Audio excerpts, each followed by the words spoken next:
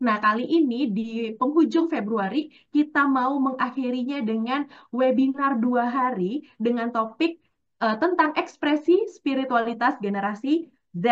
Nah, pada malam hari ini sampai besok, topik ini sebenarnya bukan topik yang baru, karena sebenarnya ini sudah dipaparkan melalui seminar onsite pada 2024 di beberapa kota. Misalnya pada bulan Juni dilakukan di Jakarta, lalu dilanjutkan di Medan, Ambon, dan beberapa kota lainnya. Tapi karena BRC ingin menjawab kerinduan bagi Bapak, Ibu, dan rekan-rekan peserta yang dari daerah lain yang belum dapat mengikuti seminar tersebut secara onsite, maka kali ini BRC mau menyajikan webinarnya secara virtual supaya setiap sahabat riset yang berada di berbagai kota bahkan juga di luar negeri dapat mengikuti webinar yang dilakukan oleh Bilangan Research Center ini. Kita akan segera mendengarkan pemaparan. Namun sebelumnya mari mendengarkan pengantar materi yang akan disampaikan oleh Cemara Afrilwan Putra, mohon maaf, sebagai data analis Bilangan Research Center. Silakan kepada Cemara. Ya, kali ini kita akan berbicara mengenai ekspresi spiritualitas Gen Z. Dan memang Gen Z ini memang topik yang cukup apa ya, memang cukup hangat dibicarakan, apalagi dengan ada teknologi digital sekarang ini kan eh, kecenderungan ataupun bagaimana melihat pertumbuhan iman dan lain sebagainya sangat cepat berubah dari generasi yang satu dan generasi yang lain, apalagi dari generasi Z dan sekarang lagi ke generasi Alpha, perubahannya sudah lumayan cukup besar gitu ya. Jadi oleh karena itu BRC tahun lalu telah melakukan survei terhadap Gen Z dan tahun ini rencananya tahun ini juga akan mengadakan survei terhadap Gen Z juga kurang lebih mungkin minimal sekali dan mungkin akan 2 kali. Nah, kembali ke topik yang akan kita bicarakan pada malam hari ini. Jadi, survei ini adalah survei kuantitatif dan yang digunakan sebagai populasi adalah generasi muda Kristen Indonesia yang berusia 12 sampai 26 tahun. Dan sebagai catatan, survei yang kita lakukan ini hanya berada di kota-kota besar. Jadi ada di Jawa dan di luar Jawa. Di luar Jawa itu mulai dari Medan sampai ke Jayapura. Seperti itu. Jadi ini konteksnya adalah kita memotret kondisi ekspresi spiritual Gensi di kota-kota besar. Mengapa demikian? Karena kalau kita mau ngambil semua juga tentunya eh, cukup membutuhkan respon yang sangat cukup banyak dan juga pasti hasilnya akan berbeda. Jadi sekali lagi ini kita berbicara mengenai Gensi di perkotaan, khususnya di kota-kota besar di Indonesia. Dan kita melakukan secara online, kita menyebarkan secara eh, dengan menggunakan Google Form dan kami membagikan linknya itu bukan kepada Bapak Ibu pendeta di gereja, tapi kami membagikannya melalui jalur sekolah-sekolah. Mengapa demikian? Supaya suara-suara dari mereka, dari remaja, teman-teman remaja ini yang mereka jarang ke gereja itu juga bisa tersampaikan atau bisa masuk juga di dalam survei ini. Jadi kita sampaikan ke sekolah-sekolah dan surveinya ini pun sudah kami buat sesingkat mungkin. Jadi mungkin kalau nanti dirasa hasilnya mungkin ada yang kurang tajam, ada yang perlu diperdalam lagi, ya itu karena memang kami sengaja membatasi hanya sekitar 31 pertanyaan dan itu pun dibuat se, eh, seconcise mungkin, sejelas mungkin, dan sesingkat mungkin agar baik bagi mereka yang malas mengisi survei ataupun rajin untuk mengisi survei, mereka bisa mengikuti semua, bisa tergambarkan melalui survei kita kali ini. Dan ini survei ini dilakukan dari tahun lalu, di April sampai Juni 2024. Nah, sebagai gambaran juga ini ada strata atau ada komposisi yang kita kontrol. Jadi kita mengontrol secara jenjang, jadi dari SMP, SMA, dan kuliah. Serta koridornya Jawa, luar Jawa, dan jenis sekolahnya antara sekolah Kristen dan juga sekolah negeri ataupun swasta lain. Jadi sebetulnya survei ini yang mengisi sangat banyak, 3.387 responden. Tapi karena kita akan mengambilnya secara proporsional supaya bisa betul-betul menggambarkan kondisi Gen Z kita di Indonesia, khususnya kota besar, maka kita hanya ambil 1.400 karena kita betul-betul mengontrol secara jenjang, koridor, dan jenis sekolahnya. Jadi tiga variabel ini yang kita kontrol, jenjang pendidikannya, yang perguruan tinggi 20%, SMP 40%, SMA, SMK 40%. Ini ini adalah gambar profil responden yang nanti akan disampaikan hasilnya. Jenis sekolahnya 50-50 gitu ya, kurang lebih 50% sekolah negeri atau swasta lainnya sama sekolah Kristen. Dan tempat pengambilan sampelnya pun ada di Jawa 35%, di Jabodetabek 35%, dan di luar Jawa 30%. Nah, mungkin ada yang bertanya gitu ya, kenapa Jabodetabek dan Jawa dibedakan gitu? Karena berdasarkan survei BRC dari tahun 2019 sampai tahun lalu, sampai akhir tahun lalu, kondisi di Jawa dan kondisi khususnya di Jabodetabek itu sangat-sangat berbeda. Jadi mengapa kita bedakan antara Jabodetabek dengan Jawa? Karena kondisi di Jakarta dan sekitarnya, jadi Bogor, Depok, Tangerang, Bekasi, itu sangat-sangat berbeda dengan yang ada di Bandung, ataupun di Surabaya, di Semarang, dan lain sebagainya. Oleh karena itu, kita betul-betul memisahkan profilnya gitu, antara Jabodetabek, Jawa, dan luar Jawa. Nah, bagaimana, sekarang kita masuk bagian sedikit bagi bagian hasil surveinya.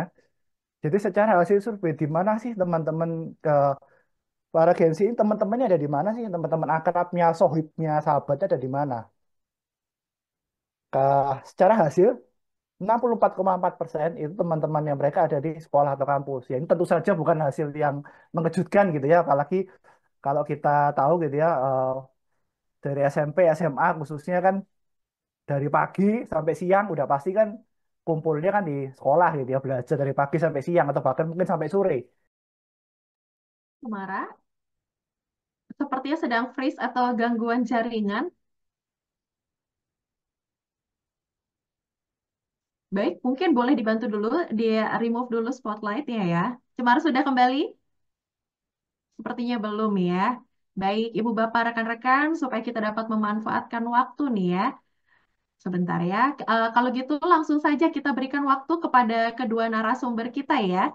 Kita akan segera mengikuti sesi pemaparan yang hari ini akan dibawakan oleh kedua narasumber kita. Tanpa buang waktu lebih banyak, langsung saja kita sambut kedua narasumber kita.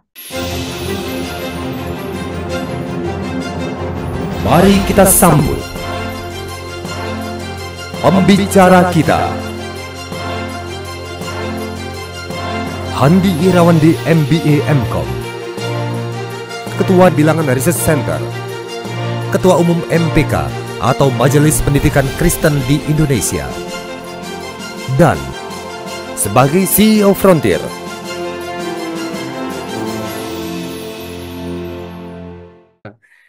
Jadi Bapak sekalian, pimpinan gereja, dan juga mungkin sebagian dari Bapak sekalian adalah pimpinan dari sekolah Kristen atau aktivis di gereja, sebagian besar mungkin adalah dosen dan jemaat ya, atau mereka-mereka yang terlibat dalam pelayanan Gen Z. Selamat malam saya ucapkan dari Jakarta. Saya tahu ini ada beberapa kawan kita dari Sabang sampai Merauke. Ada juga beberapa orang yang daftar dan hadir pada webinar malam ini berasal dari luar Indonesia. Nah, tadi Saudara Cemara sudah mempresentasikan mengenai metodologi dan sedikit responden profil daripada responden daripada Gen Z ini. Mudah-mudahan kita bisa mendapatkan gambaran mengenai profil daripada responden kita. Nah, saya akan membagikan beberapa hasil surveinya, kan, yang berhubungan dengan dua hal. Pertama adalah nanti berhubungan dengan komunitas. Karena kita tahu kan, dan kita juga sekaligus ingin melihat seberapa besar pengaruh komunitas terhadap spiritualitas daripada Gen Z. Dan hal yang kedua adalah sesuai dengan pelayanan di mana saya berada, kan, saya tertarik sekali untuk membagikan kepada Bapak sekalian, terutama Gen Z yang masih dalam usia sekolah, baik sebagian ada di SMP maupun di SMA, kan, mereka yang sekolah di sekolah negeri dan sekolah Kristen. Bagaimana perbedaan mereka, bagaimana ekspresi spiritualitas mereka, dan tentunya akan menjadi sangat menarik. Bagian pertama yang berhubungan dengan komunitas, saya yakin akan memberikan implikasi yang besar buat pimpinan gereja, terutama mereka-mereka yang terlibat dalam pelayanan Gen Z. Sedangkan bagian yang kedua akan memberikan implikasi terhadap mereka-mereka terlibat di dalam pelayanan sekolah Kristen. Nah, saya tidak akan mempresentasikan banyak slide. Jadi Bapak sekalian, nanti kalau ada beberapa slide yang dianggap penting, silakan untuk diambil fotonya, bisa disebarkan, bisa juga dijadikan sebagai diskusi di tempat di mana Bapak sekalian melayanin. Saya lihat kita saat ini sudah 1.000 orang yang hadir di webinar ini. Jadi maksimum. Saya yakin ada beberapa rekan kita yang tidak bisa masuk ya karena kapasitasnya hanya 1.000. Oleh karena itu mohon dengan sangat kan Bapak sekalian memiliki rekan-rekan satu gereja, rekan-rekan satu sinode, rekan-rekan satu komunitas. Dan ada link yang sudah ditulis yang dibagikan di chat berikut ini.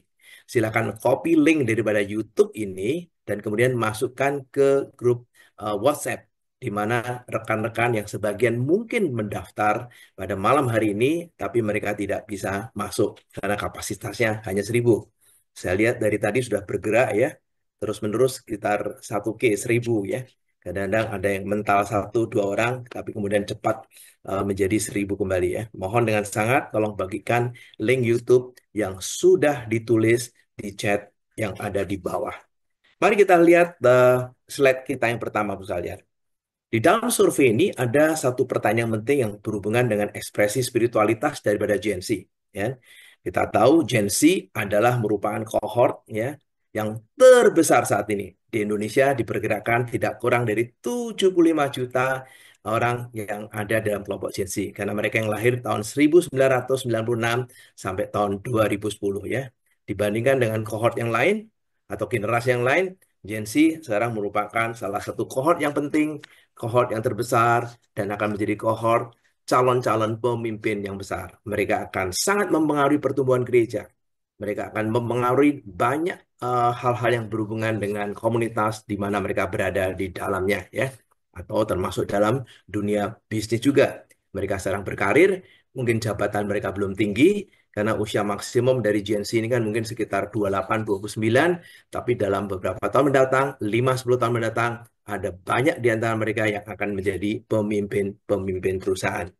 Nah, kemudian ada pertanyaan, seberapa penting Alkitab dalam hidupmu sehari-hari? Bapak sekalian, silahkan lihat ya bar yang berwarna hijau, ya. Ya, sebelah kiri kita lihat tanpa komunitas, ya. Kemudian sebelah kanan adalah ada komunitas tapi bertumbuh. Sedangkan tengahnya adalah ada komunitas bertumbuh tapi kurang cukup berguna lah. Kira-kira seperti itu. Jadi ekstrimnya ada sebelah kiri, tidak ada komunitas. Sebelah kanan adalah ada komunitas di mana mereka bertumbuh.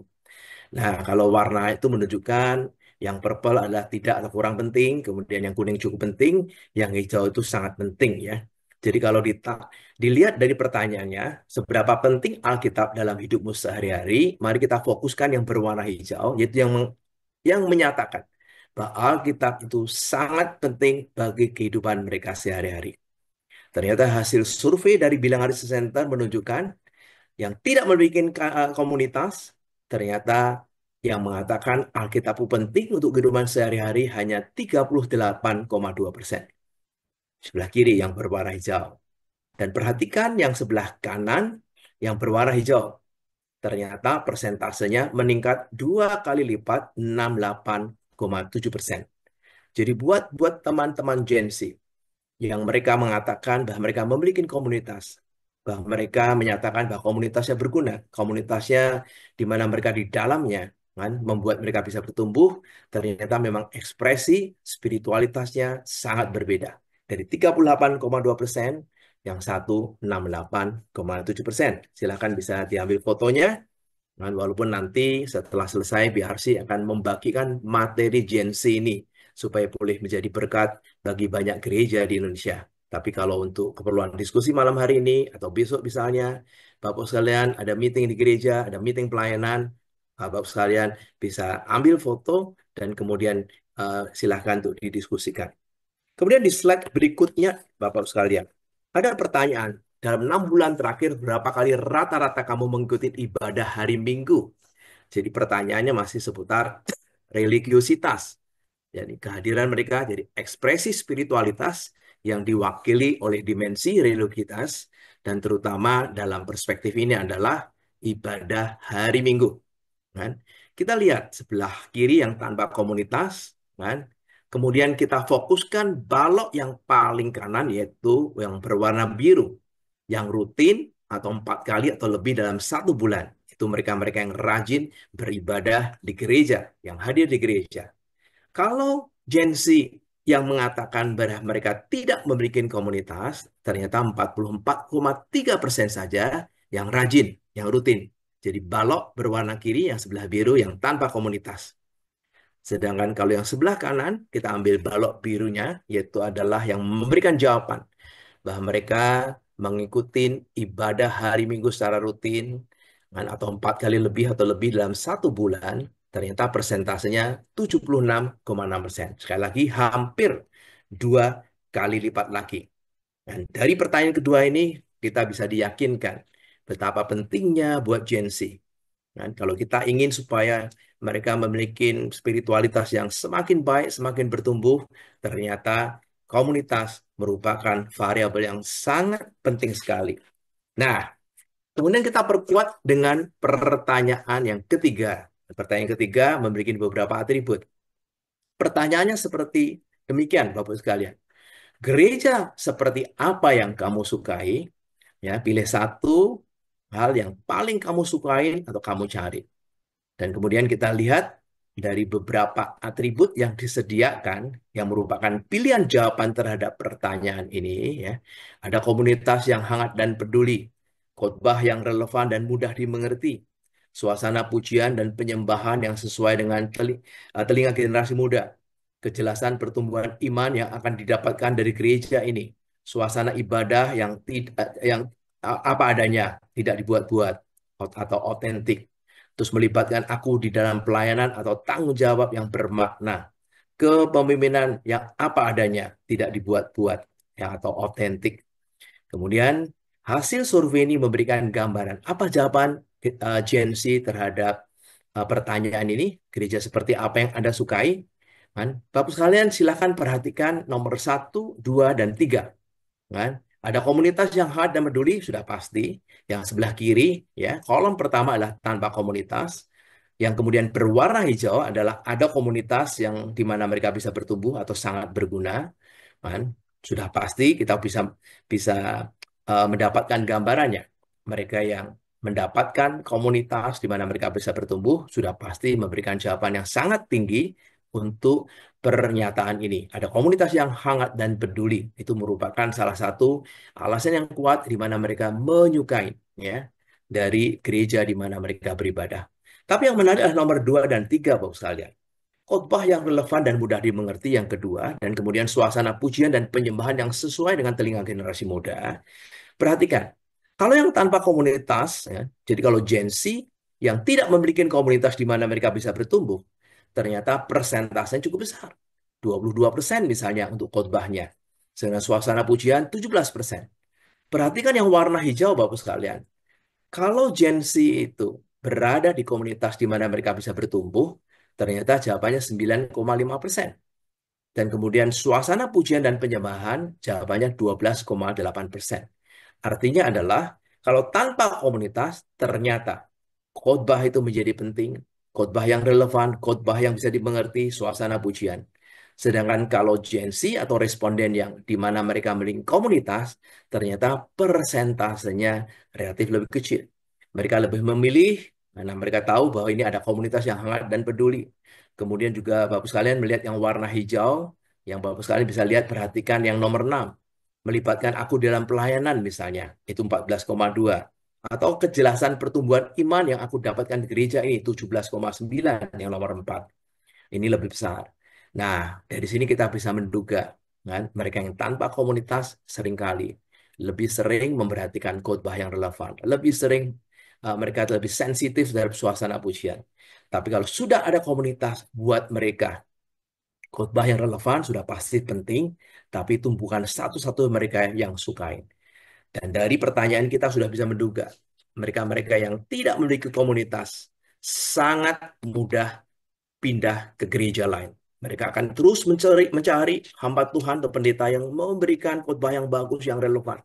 Terus suasana pujiannya yang mungkin barangkali yang meriah, yang ada bandnya, yang sesuatu yang menarik dan sebagainya. Nah, ini contoh uh, beberapa gambaran terhadap hasil survei ini yang membedakan antara yang punya komunitas dan tidak adanya komunitas. Nah, karena itu Bapak sekalian, saya akan uh, menutup bagian komunitas ini dengan satu slide lagi ya. Dan apakah setiap minggu kamu selalu mengikuti ibadah gereja yang sama? Nah, tadi pertanyaan ketiga yang saya sajikan sebenarnya akan sangat membantu kita memahami terhadap jawaban daripada responden untuk pertanyaan ini.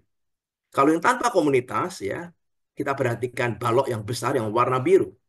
69,1% mengatakan ya selalu di gereja yang sama. 69,1% balok yang kiri ya. Yang berwarna biru yang paling tinggi sebelah kiri. Mari kita perhatikan kalau Gen Z itu memberikan komunitas yang berguna, yang di mana mereka bisa bertumbuh, fokuskan kepada balok yang berwarna biru, yang bar yang berwarna biru, kan? Yang menunjukkan bahwa mereka itu selalu berada di gereja yang sama, ternyata 85,6%. Jadi kalau sudah ada komunitas, ternyata kecenderungan mereka akan pergi ke gereja yang sama. Tapi kalau mereka tidak memiliki komunitas, mereka suka jajan. Mereka pindah dari satu gereja ke gereja yang lain, mencari hamba Tuhan yang populer, mencari hamba Tuhan yang punya khotbah yang baik misalnya, atau suasana pujian yang menyenangkan mereka, yang enak didengar telinga, di mana mereka ikut beribadah dan bernyanyi sesuai dengan selera mereka. Yang punya komunitas, mereka lebih tidak sensitif terhadap hal-hal ini. Makanya kesimpulannya Bapak sekalian dari dimensi ini. Responden yang memiliki komunitas di mana mereka bertumbuh memiliki frekuensi membaca Alkitab dan mengikuti ibadah yang lebih rutin. Tadi sudah disajikan, bagi mereka yang tidak memiliki komunitas, mereka lebih tidak sensitif terhadap suasana ibadah dan juga terhadap relevansi khotbah.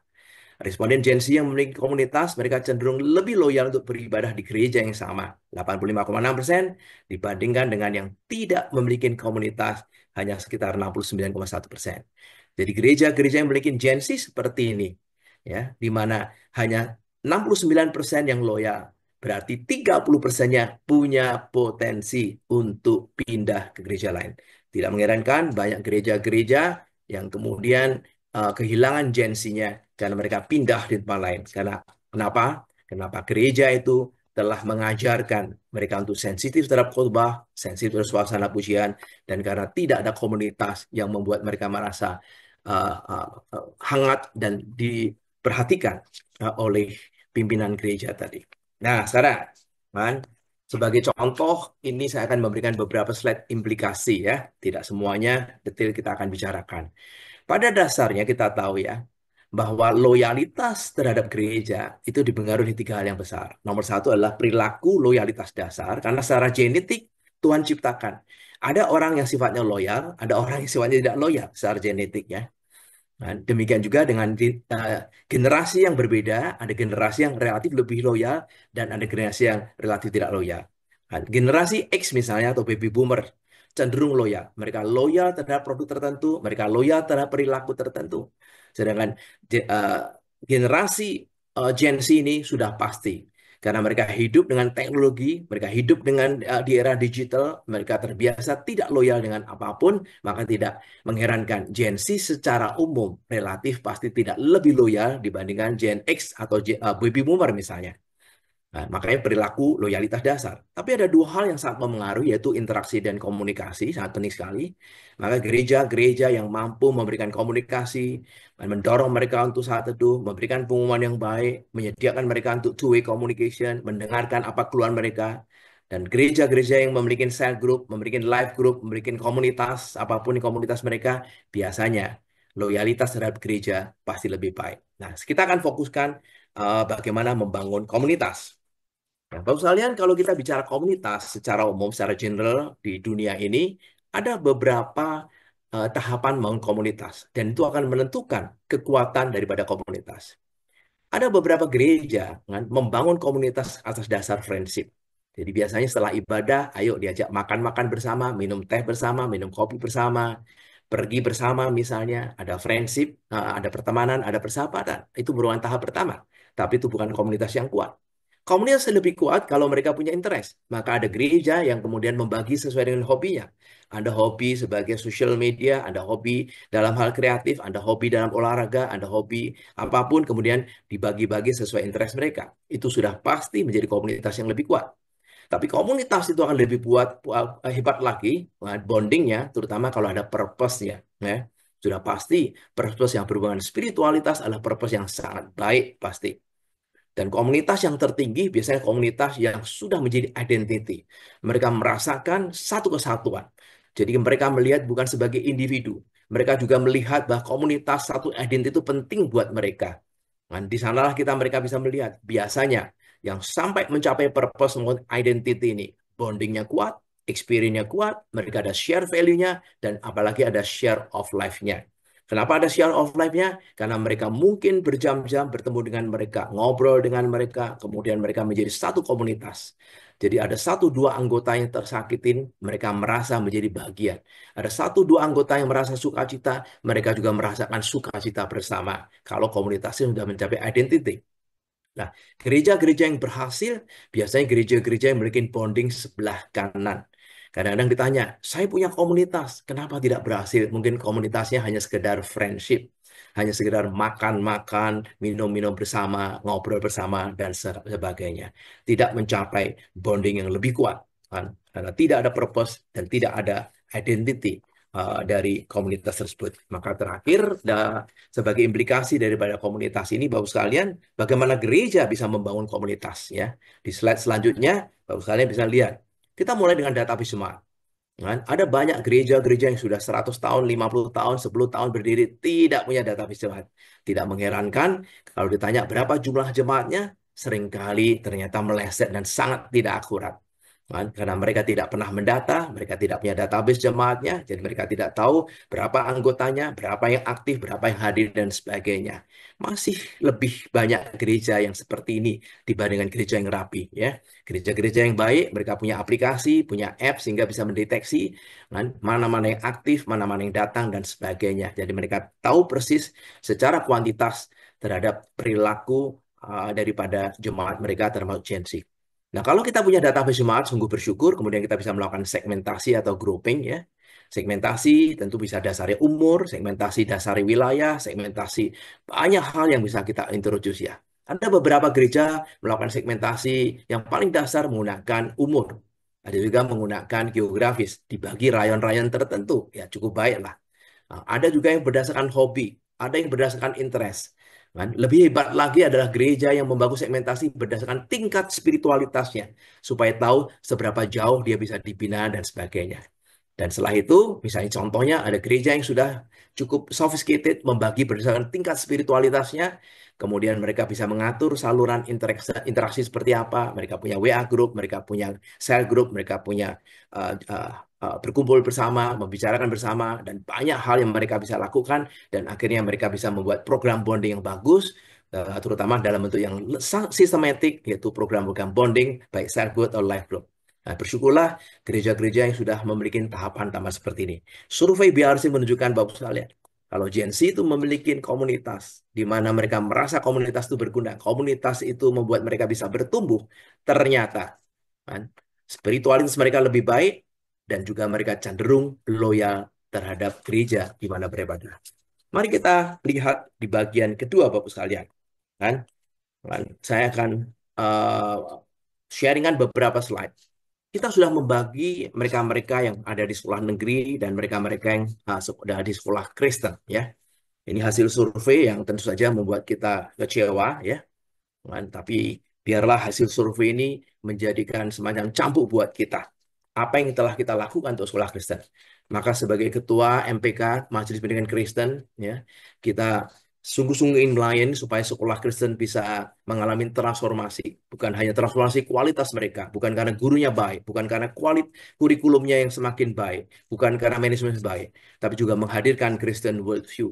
Supaya tujuan mereka pergi ke sekolah Kristen, keunikan sekolah Kristen adalah anak-anak bisa dididik dan kemudian mereka memiliki iman Kristiani, mereka punya karakter Kristiani, dan mereka bisa menjadi garam dan terang di tengah-tengah komunitas mereka karena mereka berada di sekolah Kristen. Nah, Bapak sekalian, kita lihat slide. Kan? Ada slide yang menunjukkan ada beberapa teman-temanku yang paling akrab, kan? Dan kita bagi dua. Gen Z yang sekolah negeri dan Gen Z yang sekolah Kristen. Ya, supaya ada gambaran. Kan? Gen Z yang sekolah negeri, ya, teman-temannya adalah di sekolah 58%, yang sekolah Kristen 68,6%. Saya rasa ini wajar, ya. Kan? Tentu saja mereka yang sekolah di negeri ternyata kalau teman dekatnya adalah di gereja lebih besar 17%. Mungkin karena mereka kelompok minoritas, jadi ada kecenderungan mereka kemudian mencari teman akrabnya adalah teman yang ada di gereja. Sedangkan sekolah Kristen 10,8%. Ini dua hal yang berbeda, tapi kita bisa menduga bahwa angka-angka ini pasti akan tersaji kira-kira seperti ini ya. Of course, kalau kita anak-anak yang sekolah Kristen, mungkin kecenderungannya teman-teman dekatnya sekolah Kristen lebih besar dibandingkan kalau anaknya sekolah di negeri karena mereka kelompok minoritas ya. Tapi yang menarik Bapak sekalian adalah slide berikut ini. Ada dua hasil yang mau saya tampilkan. Dan masih ingat tadi ada pertanyaan yang berhubungan dengan pandangan mereka terhadap Alkitab. Seberapa penting Alkitab dalam hidupmu sehari-hari? Ternyata yang anak-anak Gen Z yang sekolah negeri yang menjawab Alkitab penting buat kehidupan sehari itu 64,4%. Bandingkan anak-anak yang sekolah Kristen, ternyata yang jawaban mengatakan Alkitab itu sangat penting hanya 47,7%. Ini salah satu hasil yang memberikan kepada kita gambaran apa yang telah dikerjakan di sekolah Kristen. Ternyata anak-anak yang di sekolah negeri yang merasa minoritas, kan, justru kan, mereka punya tingkat kerohanian, ekspresi spiritualitas dalam pertanyaan ini lebih baik atau lebih tinggi. Ya. Ini menjadi salah satu cambuk kita bersama-sama. Mari kita kerjakan pelayanan di sekolah Kristen. Sekolah Kristen, sekolah di mana anak-anak diberikan kesempatan untuk bisa mendengarkan firman Tuhan, melihat keteladanan guru-guru Kristen mereka 5 jam sehari, 5 hari dalam 1 minggu. Mestinya itu tempat yang sangat baik sekali, ladang pelayanan sangat efektif untuk mendidik anak-anak. Kemudian hasil yang lain adalah ditanyakan, dalam 6 bulan terakhir, apakah kamu menaruh perhatian secara khusus pada pertumbuhan iman atau karaktermu? Mereka-mereka yang sekolah negeri, sekali lagi, kita fokuskan ke jawaban yang hijau. Yang hijau adalah berusaha bertumbuh dengan mengikuti semua kegiatan yang memungkinkan pertumbuhan, ya. Kan? Yang hijau, ya. Jadi artinya mereka berusaha secara aktif. Ternyata yang sekolah negeri, kan, yang berwarna hijau 33,2%, yang berusaha bertumbuh dengan mengikuti semua kegiatan yang memungkinkan mereka bertumbuh. Sedangkan yang sekolah Kristen 25,5%. Maka Bapak sekalian, saya menutup dengan satu slide ini sebelum Pak Bambang akan uh, uh, memberikan sharingnya terhadap temuan-temuan yang lain. Quo Vadis Sekolah Kristen. Nah, mari bersama-sama kita sungguh-sungguh merenungkan. Kiranya Tuhan juga menggunakan berbagai hasil survei BRC ini sebagai bagian inspirasi untuk kita semua, terutama Bapak sekalian yang melayani sekolah Kristen. Mari jadikan sekolah Kristen sebagai tempat ladang pelayanan untuk bisa meningkatkan spiritualitas generasi muda, terutama Gen Z, seperti yang disurvei oleh BRC kali ini. Terima kasih, demikian presentasi saya. Nanti kita akan melihat lagi Q&A bila Bapak sekalian ada hal-hal yang perlu diklarifikasi, ada pertanyaan yang kita bisa bincang-bincangkan bersama. Terima kasih. Saya kembalikan kepada Helen. Mari kita sambut pembicara kita, Bambang Budijanto PhD, sebagai Ketua Pembina Bilangan Research Center atau BRC, dan CEO of Asia Evangelical Alliance atau AEA. Bapak, Ibu, Saudara semua, selamat malam. Kita sudah tercengang-cengang mengikuti pemaparan dari Pak Handi. Ya, beberapa slide terakhir bikin hati kita agak nggak enak gitu. Melihat bahwa spiritualitas mereka yang belajar di sekolah Kristen, kenapa tidak lebih baik daripada yang di sekolah non-Kristen. Nah, banyak hal yang ditemukan lewat survei ini, dari 4 sesi, 2 hari ini dan 2 besok, tentunya tidak semua bisa dibagikan. Hanya sebagian kecil mungkin yang bisa ditampilkan ya, di dalam webinar ini.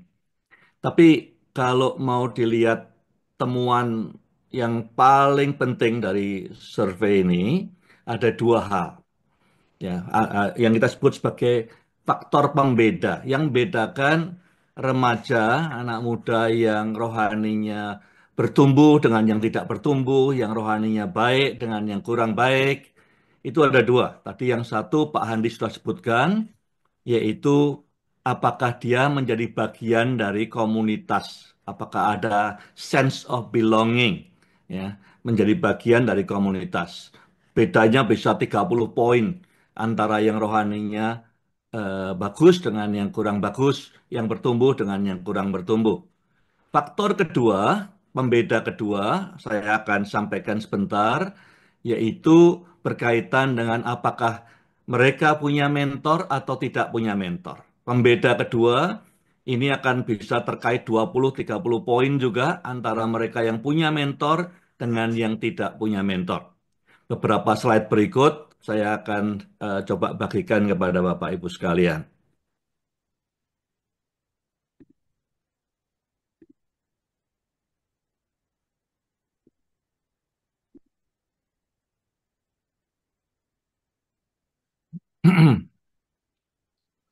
Jadi topik saya fokus kepada pertumbuhan iman daripada Gen Z dan kemudian melihat aspek mentor, pengaruhnya seberapa jauh. Nah, sebelum survei ini didesain, PRC sempat melontarkan pertanyaan kepada banyak hamba Tuhan. Pertanyaannya adalah, apa yang Bapak Ibu ingin tahu tentang Gen Z? Salah satu masukan yang kami terima adalah kami ingin tahu apakah Gen Z, remaja pemuda ini, ya, Gen Z adalah mereka yang lahir dari tahun 97 kira-kira plus minus sampai tahun 2012. Ya, apakah mereka punya keinginan untuk bertumbuh atau tidak? Ya, khawatirnya kita siapkan investasi banyak macam-macam program untuk pertumbuhan iman, mereka tidak mau bertumbuh, tidak ingin bertumbuh. Nah, dari pertanyaan satu ini kita tahu bahwa ada 57,7% yang ingin bertumbuh. Menurut saya, ya ini relatif, sudah bisa lihat bahwa ini baik atau tidak, tapi menurut saya ini cukup baik. 57% mengatakan ingin bertumbuh dan mengambil inisiatif, cari kesempatan, cari opportunity untuk bertumbuh. Ya. 34% ya enggak terlalu pusing, ya kalau bertumbuh syukur, enggak syukur, tapi enggak ada tindakan apa-apa. 7,6 enggak berpikir apa-apa. Tapi 57% mengatakan bahwa mereka ingin bertumbuh. Jadi slide pertama menurut saya harusnya menjadi encouragement buat kita. Idealnya gimana? 100%. Tentu idealnya 100% ingin bertumbuh. Tapi data kita menunjukkan ada 57,7% daripada responden Gen Z di kota-kota besar yang tidak hanya berangan-angan untuk bertumbuh, tapi ambil satu tindakan cari kesempatan untuk imannya bisa bertumbuh bagaimana. Ya, macam-macam bisa ikut cell group kah, baca buku lah, lihat YouTube lah, tapi intinya ada keinginan dan mau commit untuk bertumbuh. Nah, kemudian kita make sure bahwa apa yang mereka maksudkan dengan pertumbuhan iman itu sama dengan yang kita maksudkan. Kita mungkin maksudnya generasi yang lain, ya, Gen X atau Baby Boomer atau Gen Y. Ya. Kita tanya, berikan 4 tanda paling utama yang menurut kalian orang Kristen yang bertumbuh rohaninya itu seperti apa, tandanya apa? Nah, kalau kita mulai lihat yang nomor 2 dulu, ya, yang 50,55,8%, makin akrab dengan Tuhan Yesus, ya lebih banyak waktu berdoa, lebih banyak waktu saat teduh, lebih banyak waktu bersekutu dengan Tuhan, baik berkelompok maupun sendiri. Jadi itu top answer, ya, nomor dua. Tandanya orang makin akrab dengan Tuhan. Nomor tiga, ya, ada perubahan karakter, ada buah-buah roh yang tampil. 49% mengatakan kalau orang bertumbuh tentu berubah karakternya. Ada buah-buah roh yang ada buah roh, ya, di Galatia 5 yang tampil. 37% mengatakan orang yang bertumbuh rohaninya itu makin menyukai firman Tuhan. Ya, makin suka firman Tuhan, makin akrab dengan firman Tuhan, makin banyak baca, makin banyak renungkan, makin banyak belajar, makin banyak aplikasikan firman Tuhan juga. 35,9% mengatakan makin bersemangat beritakan Injil. Dan 32,9% makin bersungguh-sungguh memuridkan orang lain, menolong orang lain bertumbuh rohani. Jadi eh, kita semua sepakat dengan ini. Tapi yang menarik, top answer-nya adalah yang mungkin tidak beda jauh dengan yang nomor dua tadi. Mereka ingin lihat, mereka mengatakan yang paling penting, tanda paling penting orang yang bertumbuh adalah makin hari makin mengasihi sesama manusia. Ya. Jadi dari sisi ini saya tidak tahu responnya macam-macam terhadap jawaban seperti ini. Ada yang mengatakan mereka menolong generasi Z, menolong kita. Yang tadinya mungkin fokus pertumbuhan rohani hanya vertikal, sekarang juga diimbangi dengan horizontal. Tapi tidak, sedikit juga yang mengatakan, wah mereka jangan-jangan makin hari makin humanistik dan segala macam. Tapi yang kita perlu hindari, ya, besok Pak Robi akan cerita tentang topik ini. Salah satu hal yang membuat Gen Z enggan ke gereja adalah karena merasa selalu dihakimi, merasa ada sebagai pesakitan dan segala macam. Jadi hindari stereotyping Gen Z, hindari jatuhkan penghakiman, tapi ini adalah suara mereka dan menurut saya biblical karena hukum yang pertama mengasihi Tuhan, hukum yang kedua yang sama pentingnya mengasihi sama manusia. Tapi ini informasi penting buat kita semua. Kemudian kita bertanya, lalu kalau mau mencapai pertumbuhan rohani yang sustainable, ya, 4 hal apa yang perlu dikerjakan oleh Gen Z? Ya, usahanya apa? Yang pertama, jawaban tertinggi adalah merenungkan firman Tuhan secara rutin. Jadi lebih banyak merenungkan firman, ya karena firman itu ilham Tuhan, ya diinspirasi oleh Roh Tuhan, merubah hidup, transformasi. Yang kedua, mengambil lebih banyak waktu untuk berdoa, bersekutu dengan Tuhan secara pribadi, ya saat teduh, berdoa lebih banyak. Yang ketiga, melibatkan diri dalam pelayanan di gereja. Ya, 1, 2, 3 ini orang bilang no-brainer. Ya, sudah jelas baca firman lebih, berdoa lebih, melayani lebih. Tapi yang menarik adalah nomor 4, 5, dan 6. Nomor 4 dikatakan berbuat baik kepada orang lain sebanyak-banyaknya. Nah, jangan salah baca. Jadi pertanyaannya bukan bagaimana supaya selamat, bukan. Ya. Jadi ini bukan pertanyaan yang banyak kalau di kepercayaan lain mungkin berbuat baik amal supaya selamat. Ini bukan jawaban mereka. Pertanyaannya adalah untuk bisa bertumbuh terus rohaninya, ya, apa yang perlu dikerjakan. Jadi 3 kelompok besar di agama-agama adalah bahwa satu, mereka berbuat amal supaya selamat.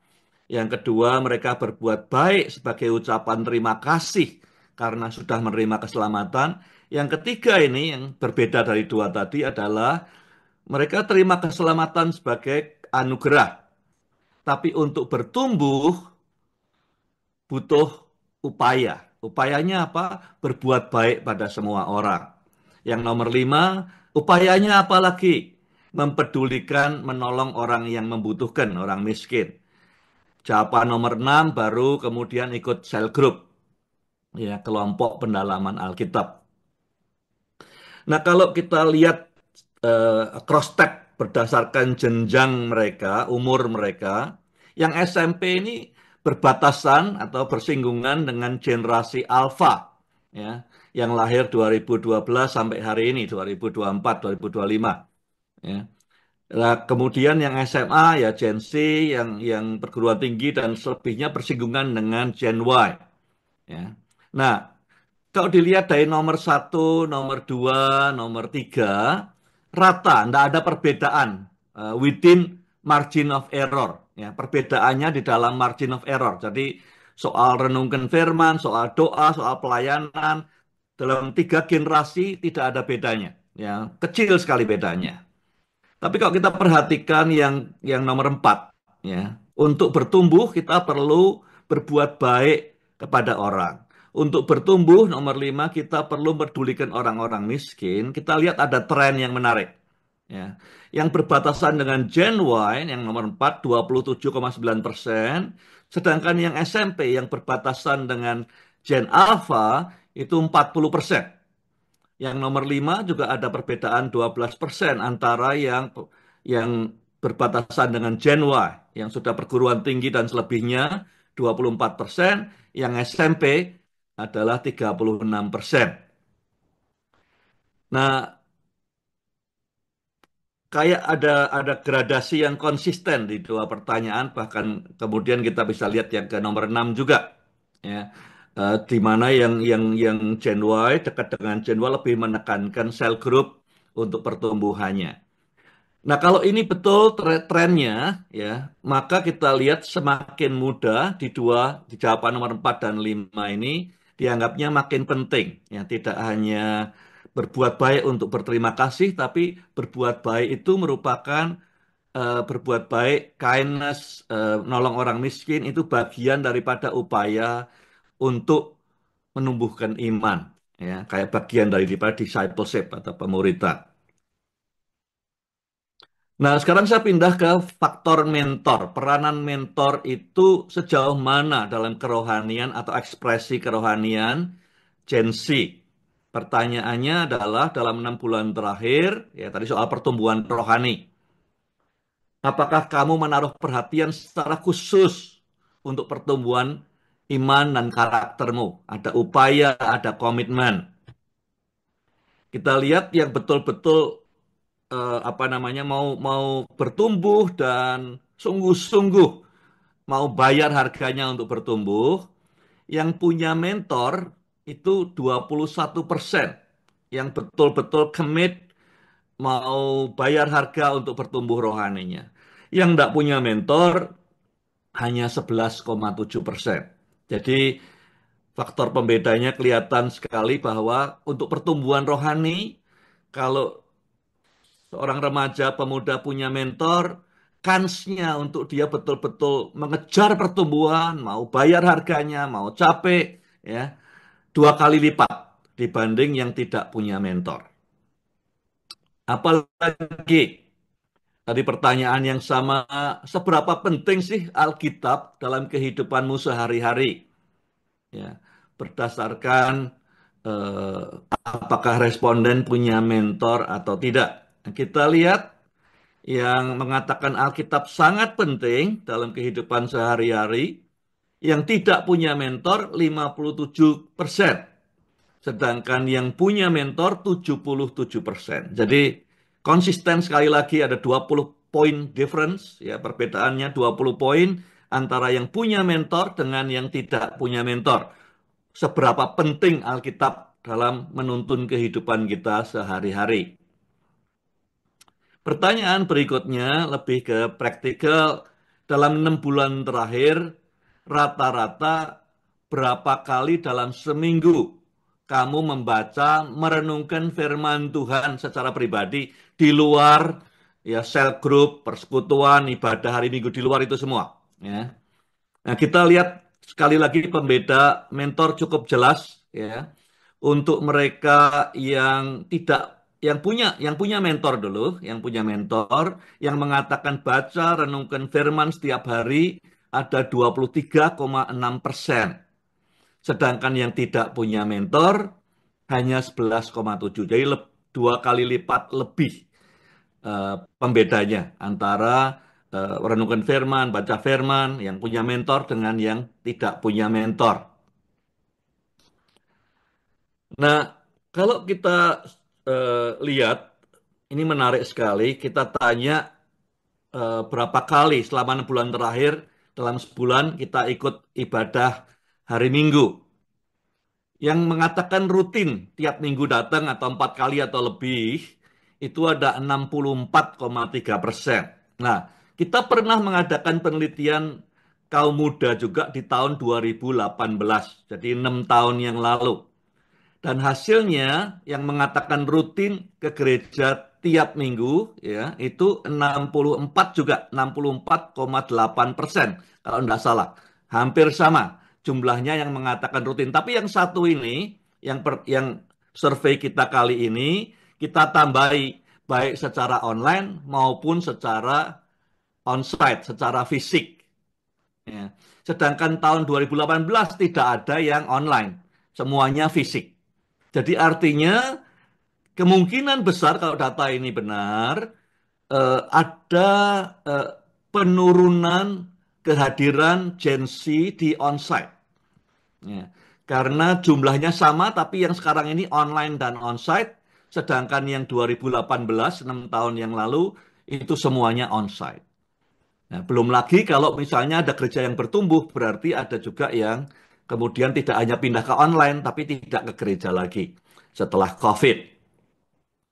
Nah, mentor ada pengaruhnya enggak dalam hal ini? Ternyata ada juga. Ya. Jadi yang mengatakan bahwa saya rutin di onsite itu 90%. Yang daripada yang semua mengatakan yang rutin tadi, 90%-nya rutin onsite kalau punya mentor. Itu artinya bedanya dengan tahun 2018 sekitar 10%, dengan margin of error mungkin 12-13% yang tidak lagi ikut onsite kalau yang punya mentor. Sedangkan yang tidak punya mentor itu 85% mengatakan onsite. Artinya 15% yang lain tidak onsite. Ya, rutin tapi tidak onsite. Jadi ada bedanya punya mentor dengan tidak punya mentor, pengaruh juga apakah dia hadir dalam ibadah hari Minggu seperti dalam penjelasan Pak Handi soal komunitas tadi. Nah, ini pertanyaan yang tadi Pak Andi juga sajikan berkaitan dengan komunitas, kita tanyakan juga dengan mentor. Ya, apakah beribadah, kalau kita rutin beribadah di gereja yang sama terus setiap minggu. Mereka yang punya mentor mengatakan 83,4% ya setia beribadah. Jadi faktor tadi Pak Andi dengan sangat meyakinkan komunitas membuat dia setia di jemaat, tapi mentor juga buat dia setia di tempat dia beribadah. Ya, 71%, hanya 71% yang setia. Jadi 30%-nya muter-muter atau ambil yang lain kalau tidak punya mentor. Sedangkan kalau punya mentor, 84% kira-kira tetap di gereja yang sama. Nah, kemudian kita tanya lagi tentang pelayanan. Karena pelayanan itu, gereja adalah lembaga yang mengandalkan volunteerism. Ya. Di Efesus juga dikatakan bagaimana masing-masing kita ini, tingkat pelayanan kita mempengaruhi tingkat pertumbuhan kita. Jadi kita uji juga apakah yang punya mentor lebih melayani dibanding yang tidak punya mentor. Ternyata demikian. Jadi yang terlibat kalau yang punya mentor itu hampir separuhnya terlibat dalam pelayanan secara rutin. Sedangkan yang tidak punya mentor itu hanya 21%. Ya. Orang yang melayani biasanya punya ownership yang lebih. Jadi akibatnya bisa lebih setia karena punya ownership-nya lebih tinggi, rasa kepemilikannya lebih tinggi. Dan itu disumbangkan oleh adanya mentor. Ya, hampir separuh yang punya mentor terlibat pelayanan secara rutin. Sedangkan yang tidak punya mentor hanya 21%.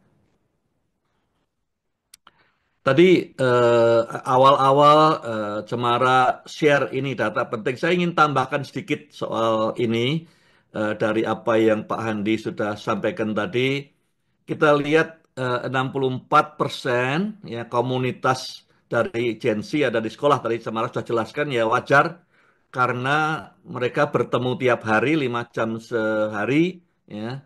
Sedangkan gereja umumnya hanya 2 jam dalam seminggu kalau tidak ikut cell group, tidak ikut live group, tidak ada acara lain, hanya 2 jam mana mungkin bisa terbentuk komunitas.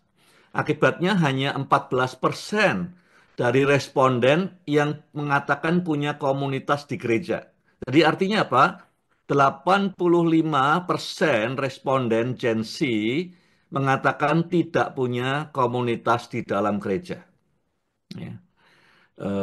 Gallup punya penelitian soal tempat kerja sangat penting. Punya teman sahabat baik di tempat kerja tidak menentukan performance-nya, menentukan tingkat produktivitasnya. Jadi gereja ternyata hanya 14% remaja yang mengatakan aku punya teman baik, punya komunitas di gereja. Nah, ini menarik karena apa? Karena ternyata mereka yang punya komunitas di gereja itu hampir sepenuhnya overlap dengan yang punya mentor. 81%, jadi 4 di antara 5 yang komunitasnya di gereja dia punya mentor. Jadi angka yang luar biasa. Jadi ada overlap. Jadi mereka yang komunitasnya, sedangkan yang komunitasnya di sekolah hanya separohnya saja yang punya mentor. Apalagi yang di media sosial dan yang lain-lain. Jadi yang punya komunitas eh, yang menolong dia bertumbuh, 81% punya mentor. Ya, jadi overlap di sana. Lalu kita tanya, kita lihat lagi apakah ada pengaruhnya komunitas itu di sekolah atau di gereja atau di tempat lain. Ternyata ada. Kita kembali ke pertumbuhan iman tadi, ya bagian topik saya. Apakah dalam 6 bulan terakhir kamu menaruh perhatian secara khusus untuk bertumbuh, ya, secara aktif cari cara untuk bertumbuh, ikut aktivitas ini itu supaya bertumbuh. Nomor satu di atas itu. Kita perhatikan yang komunitasnya di gereja ada 27,5%. Yang di sekolah cuma 15%. Bedanya jauh sekali. Ya. Jadi komunitas di gereja itu memiliki kans pertumbuhan rohani, ekspresi kerohanian yang jauh lebih baik daripada kalau keadaan hari ini ya, komunitasnya di sekolah. Ya. Apalagi di media sosial. Jadi komunitas semuanya dibanding yang tidak punya komunitas, bagus yang komunitas, tapi komunitas di gereja jauh lebih bagus daripada komunitas di sekolah. Sayangnya hanya 14%. Ya, sayangnya hanya 14%. Seberapa pentingkah Alkitab? Pertanyaan yang sama kembali, yang komunitasnya di gereja lebih bagus daripada yang komunitasnya di sekolah hari ini. Ya. Karena tadi di gereja, komunitasnya di gereja itu overlap juga dengan mentoring dan segala macam. Yang terakhir, yang berikutnya, pembaca Alkitab 6 bulan terakhir. Sekali lagi, yang komunitasnya di gereja, sahabat-sahabatnya di gereja, 26% yang baca tiap hari, renungkan tiap hari. Yang di sekolah hanya 17%, yang di media sosial hanya 13%. Jadi kalau kita boleh milih, ya kita ingin semua orang 100% punya sahabat di gereja. Karena itu artinya kansnya untuk punya mentor itu lebih tinggi. Ada perbedaan tingkat pertumbuhan rohani dan ekspresi kerohaniannya. Sayangnya hanya 14%. Ya, sayangnya yang punya komunitas di gereja hanya 14%. Beberapa hal yang saya pikirkan rekomendasikan adalah satu, yang dibutuhkan remaja, Gen Z, pemuda adalah komunitas. Ya, besok Pak Robi akan menjelaskan yang mereka yearning, longing, ingin adalah komunitas yang peduli. Tapi banyak gereja, tidak semua tentu, ada banyak gereja yang cenderung bergerak ke lebih kayak event. Ya. Seminggu cuma ketemu 2 jam, 1 jam, 3 jam, event saja. Jadi kalau gereja bisa kembali seperti di Kisah Rasul pasal 2, 3, 4, di mana bentuknya lebih ke komunitas yang peduli, ya, beyond Sunday worship saja, maka itu akan memberi tempat lebih luas kepada Gen Z untuk berperan dan berinteraksi dengan iman dan komunitas iman. Nomor dua, eh, menurut saya kesempatan untuk membangun pemimpin-pemimpin, pemimpin pemurid di sekolah itu luar biasa. Ya, jadi guru-guru di MPK, guru-guru yang di sekolah manapun juga ketemu dengan anak-anak remaja Gen Z tiap hari, 5 hari dalam seminggu, 5 jam lebih ya, dalam sehari. Kalau saja tiap guru-guru ini diperlengkapi menjadi mentor, karena mentor kan pembeda nih, ya. Kalau tiap guru SMP dan SMA diperlengkapi jadi mentor yang passionate, yang handal, ya, didukung, didorong, diberi kesempatan. Kadang-kadang saya ketemu banyak banyak guru yang ingin mementori, tapi terlalu sibuk dengan segala urusan administratif sekolahan, nggak ada waktu lagi. Padahal yang paling penting, ya kalau mereka dimentori semua mungkin hasilnya ya, akan beda. Tadi soal sekolah yang Pak Andi sampaikan, bisa aja yang sekolah Kristen bisa lebih bagus. Kalau guru-gurunya dilatih, didukung, diberi space, ya, di-encourage untuk mementori. Kalau 5 sampai 7 pelajar saja setiap tahun akan jadi gerakan kepemimpinan masa depan yang luar biasa. Itu usulan saya nomor dua. Semua guru SMP, SMA Kristen dilatih jadi mentor buat remaja, buat anak-anak muda. Nomor tiga, membangun komunitas mentor. Ini yang sekian 7 tahun terakhir banyak keliling ke banyak gereja, banyak sekolah Kristen tidak saya temui. Makanya waktu hasil ini keluar dengan Pak Andi, dengan para pimpinan di PRC, kita bilang kita mesti berbuat sesuatu, menolong gereja, menolong sekolah Kristen untuk memperlengkapi, mendorong, buat pelatihan tentang mentoring. Ini makanya muncul yang kita sebut Mordecai Mentoring Institute, Youth Mentor Training Certificate. Ya. Jadi ada training mentor yang kita harapkan bisa menghasilkan atau mendorong, memperlengkapi 10.000 kalau boleh mentor untuk menolong gereja dan sekolah Kristen. Dan yang keempat yang saya usulkan, gereja tidak hanya fokus kepada ya style worship penting, firman Tuhan penting, tapi yang diharapkan oleh remaja banyak adalah komunitas. Ya, komunitas yang menolong mereka untuk bisa bertumbuh. Jadi kalau ada investasi yang penting untuk diberikan sumbangan terbesar buat Gen Z dari generasi yang lain adalah menolong supaya terbentuknya komunitas-komunitas. Nah, ini ada contohnya adalah program Unleash. Saya ingin ini ada 2 workbook yang baru aja selesai dan kita mulai pelatihan dengan guru-guru di MPK, dengan beberapa gereja, bekerjasama dengan Compassion. Eh, Kita ingin dalam 5 tahun ke depan makin banyak guru-guru Kristen dan juga setiap orang tua. Motonya adalah everyone can be a mentor. Setiap orang bisa jadi mentor. Ya.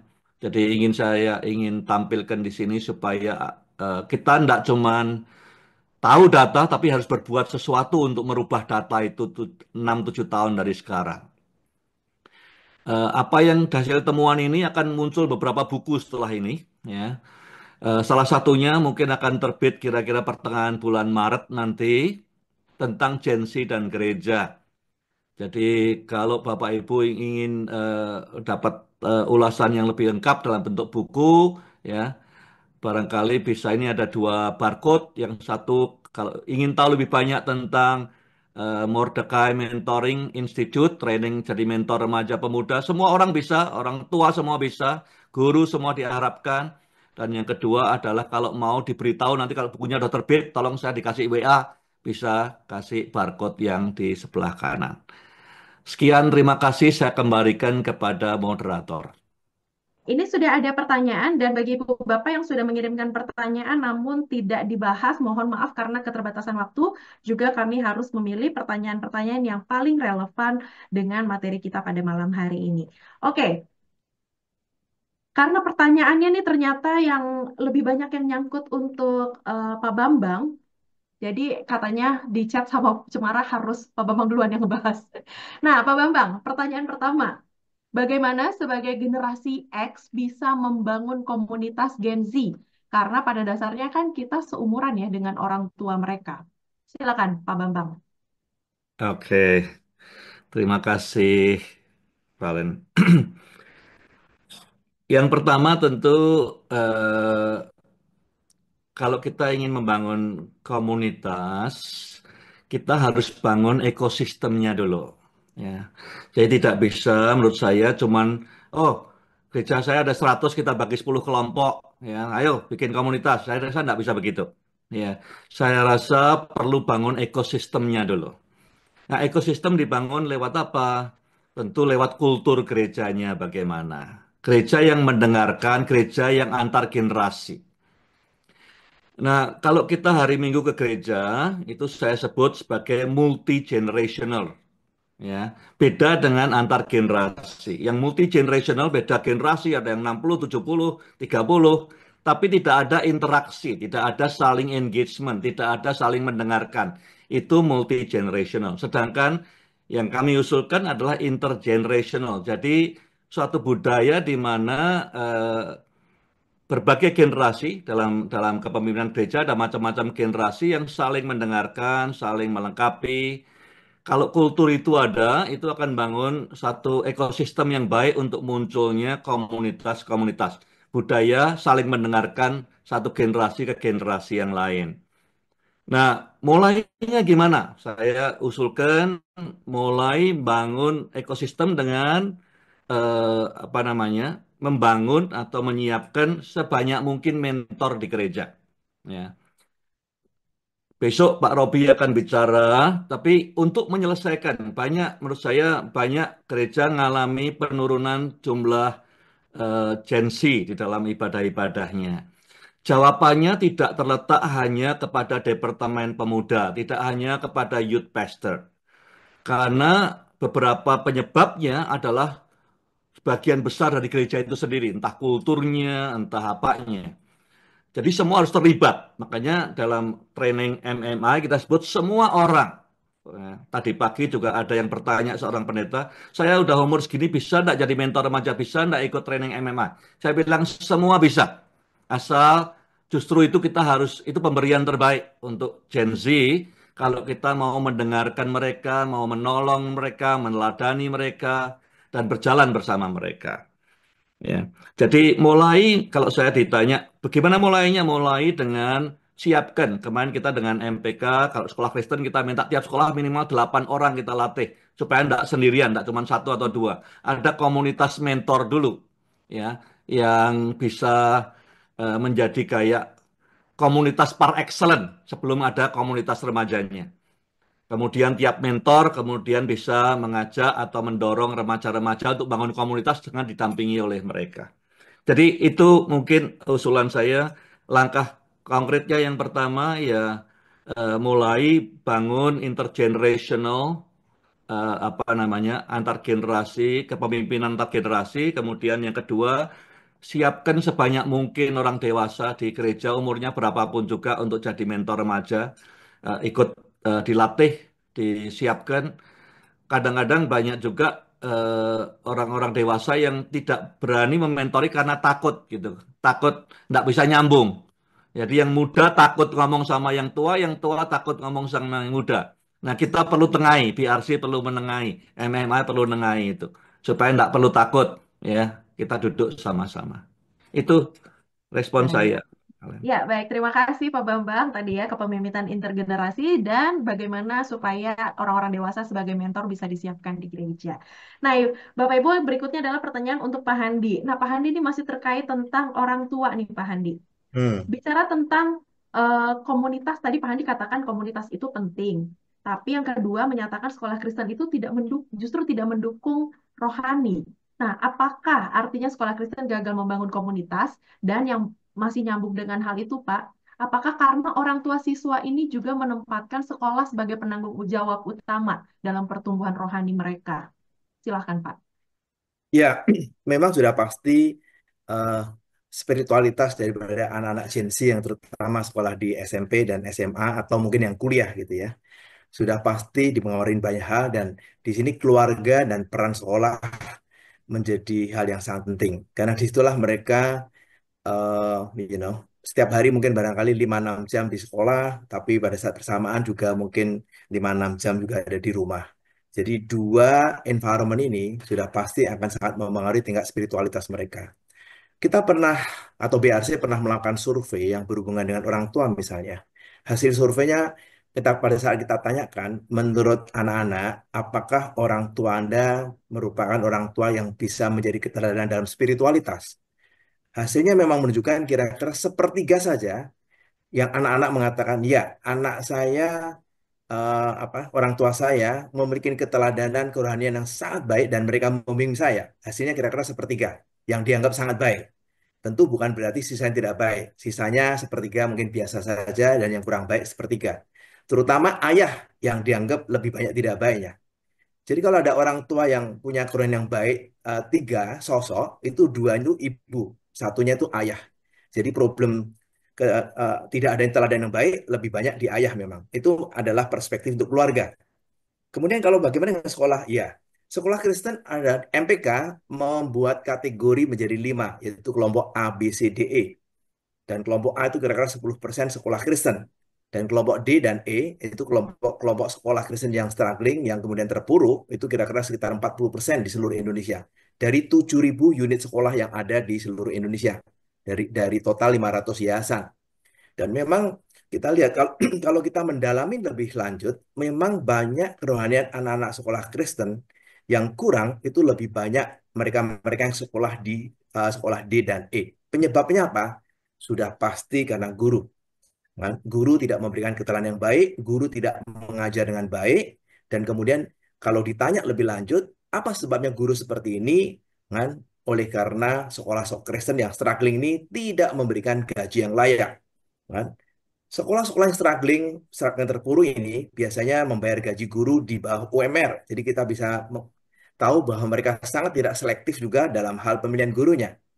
Dan biasanya kekuatan panggilan guru ini tentu menjadi semakin melemah karena mereka juga bergumul dengan persoalan ekonomi mereka. Dan persoalan ekonomi mereka bisa menjadi persoalan keluarga di tempat mereka.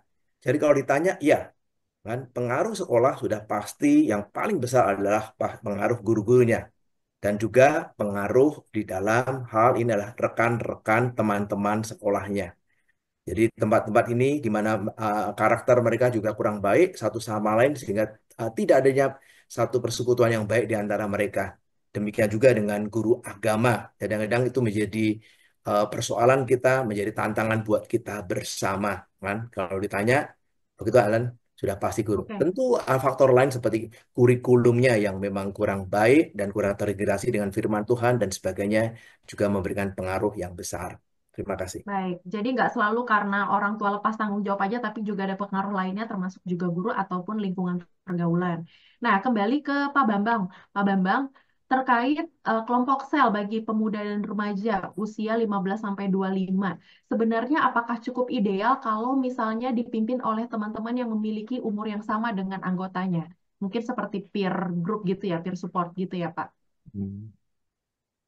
Ini pertanyaan yang menarik barangkali walaupun kita belum pernah survei soal ini, eh, tapi ada faktor-faktor yang saya lihat di lapangan di mana semakin jadi waktu anak itu masih di SMP misalnya, eh, keperbedaan umurnya. Mereka anak-anak SMP memandang tinggi anak SMA lihat anak perguruan tinggi lebih dihormati. Jadi mereka semestinya bisa mendengarkan mereka, ya.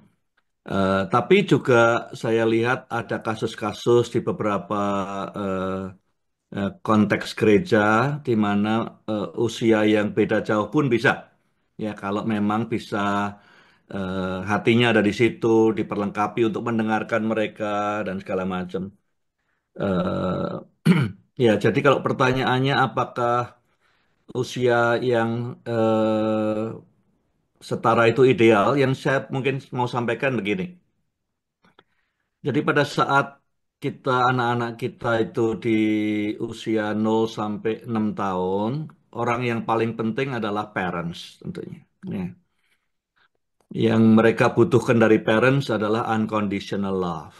Pada saat anak-anak di usia SD 7 sampai 12 tahun, orang yang paling penting adalah other adults, ya. Apa namanya? Orang dewasa lain selain orang tuanya. Dan itu bisa guru, makanya kebanyakan saya lihat kalau ada anak-anak pengen jadi guru, biasanya guru kelas 3, kelas 4 gitu mulai. Kita bantu anak di rumah bikin PR, dia bilang kelas 3 SD. Tapi guru saya bilang begitu. Nah, guru saya bilang begini. Jadi ada adult lain yang berpengaruh dalam hidupnya. Nah, bisa aja itu diisi oleh mentor di gereja, sekolah minggu, tapi guru di sekolah pegang peran di SD sebagai tambahan yang signifikan dalam hidup anak ini. Begitu dia menginjak usia 12 tahun ke atas, ya, maka eh, teman-teman sebaya jadi sangat penting. Ya. Dan kalau tadi di usia SD yang penting itu other adults, yang mereka butuhkan apa? Self-worth, ya, rasa berharga dalam hidup ini. Kemudian kalau dia masuk ke usia 12 ke atas, eh, ada kemudian ada orang-orang lain yang mengisi jadi penting teman-temannya, ya.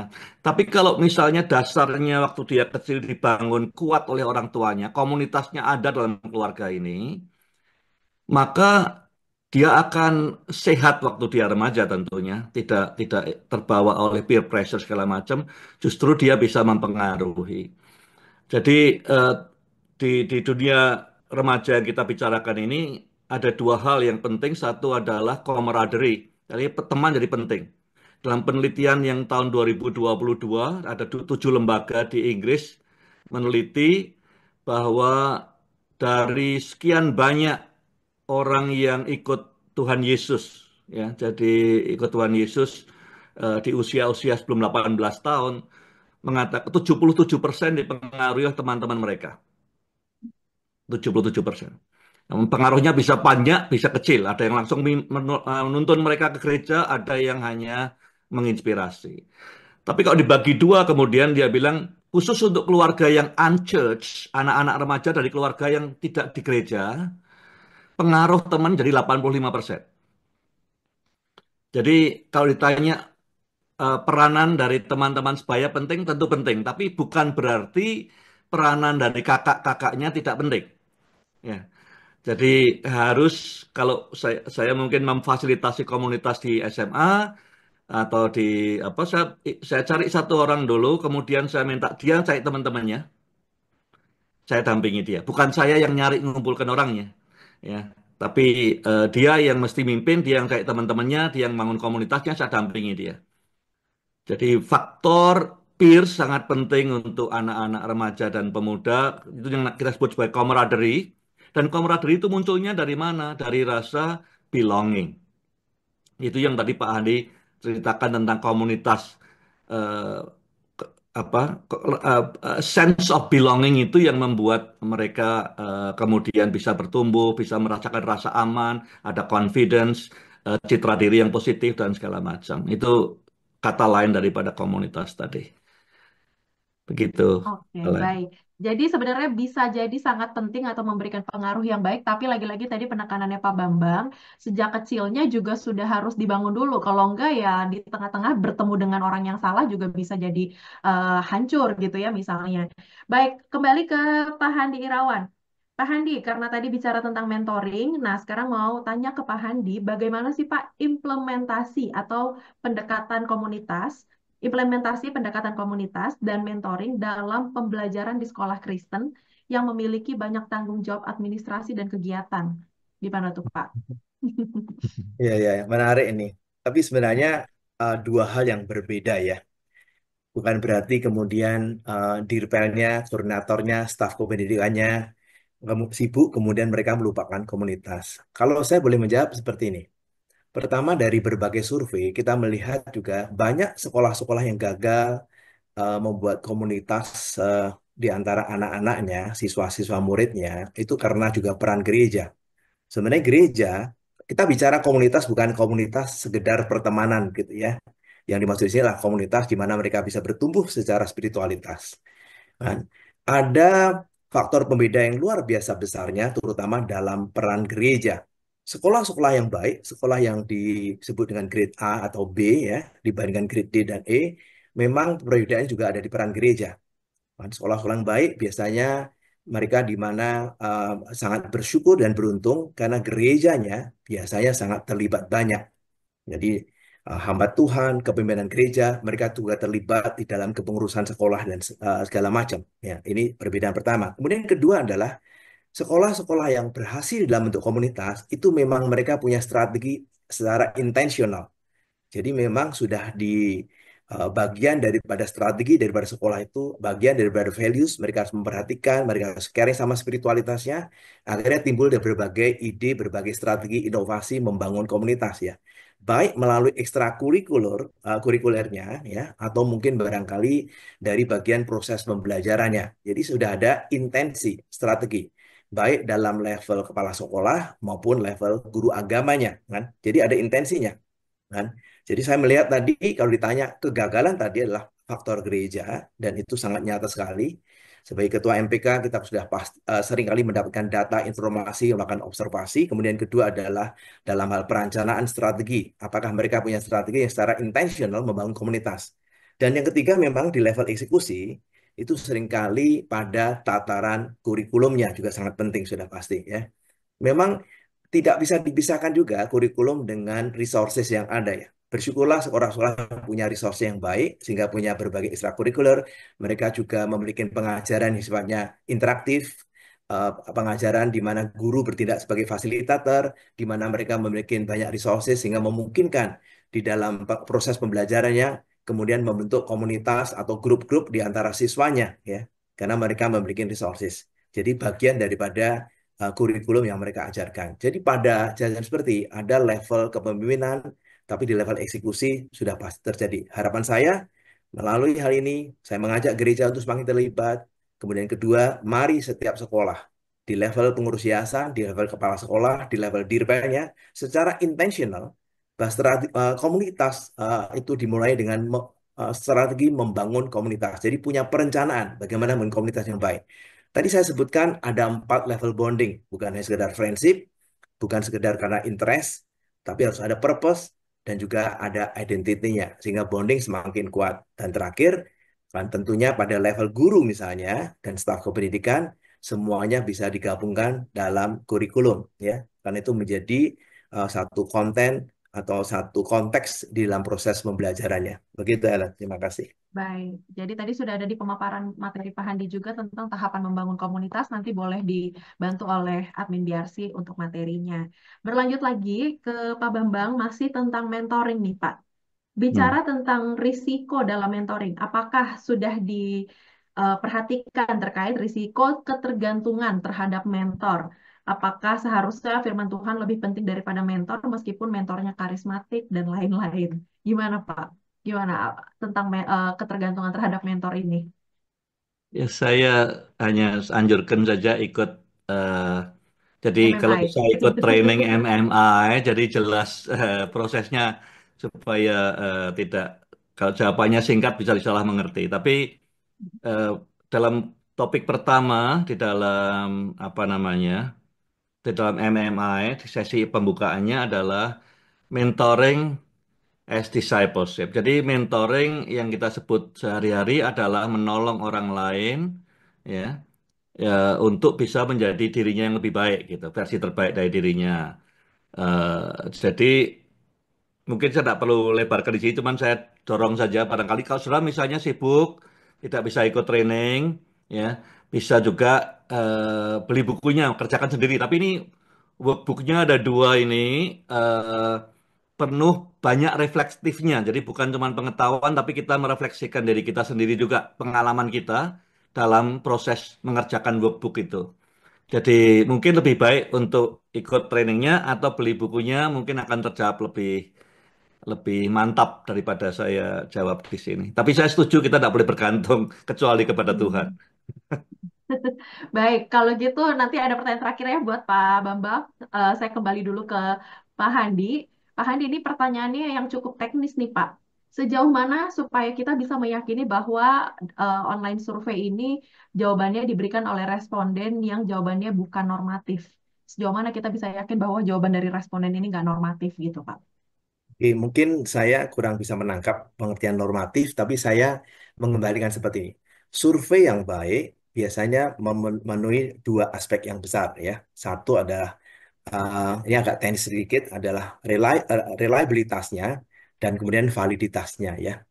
Reliabilitasnya itu menunjukkan bahwa survei itu kalau diulang-ulang memberikan hasil yang punya kemiripan, kesamaan, ya. Itu jadi reliable surveinya. Dan valid artinya apa? Artinya kita menanyakan, kan, konstruk yang kita tanyakan memang sama atau sesuai dengan yang kita inginkan, ya. Jadi kalau kita tahu bahwa kita ingin tahu apa kedalaman. Jadi yang jangan ditanyakan masalah lebarnya, ya. Kalau kita tahu volume, jangan ditanyakan luasnya, ya. Kalau kita ingin tahu tinggi badan, jangan ditanyakan kilogramnya. Itu contoh pertanyaan tidak valid, ya. Jadi memang survei itu pasti BRC. Kita selalu menginginkan bahwa survei itu harus memenuhi dua hal yang besar ini. Dan apa yang bisa dilakukan oleh BRC? Biasanya kita mencoba melakukan berbagai cara. Misalnya, kalau ada berbagai atribut, mungkin Bapak sekalian belajar statistik mengenal yang namanya vector analysis. Jadi saudara cemara biasanya melakukan pengecekan namanya vector analysis. Apakah atributnya itu memberikan faktor loading yang baik, memberikan gambaran pattern yang baik, dan sebagainya. Kita juga bisa melakukan dengan berbagai masalah cross step. Apakah terjadi konsistensi jawaban dan sebagainya. Nah, itu memberikan dan kadang-kadang kita juga melakukan pengecekan yang sedikit lebih teknis. Kita menggunakan yang namanya Cronbach's Alpha untuk melihat berapa nilai Cronbach's Alpha-nya. Itu contoh cara-cara teknis untuk melakukan pengecekan ya. Jadi biasanya BRC juga melakukan seperti itu. Dan sudah pasti valid didasarkan, makanya survei BRC itu seringkali uh, tidak terlalu sering dan seringkali kita bergumul juga. Dan biasanya waktu yang terbanyak kita lakukan dengan cara kita melihat kerangka lebih dahulu. Atau kita melihat apa sih konstruknya. Dan kemudian dari konstruk itu kemudian dipilih apa yang menjadi operating variable-nya. Oh, konstruknya adalah masalah spiritualitas, ya. Dan kemudian operating variable-nya apa? Ada berbagai atribut religiositas dan sebagainya, ya.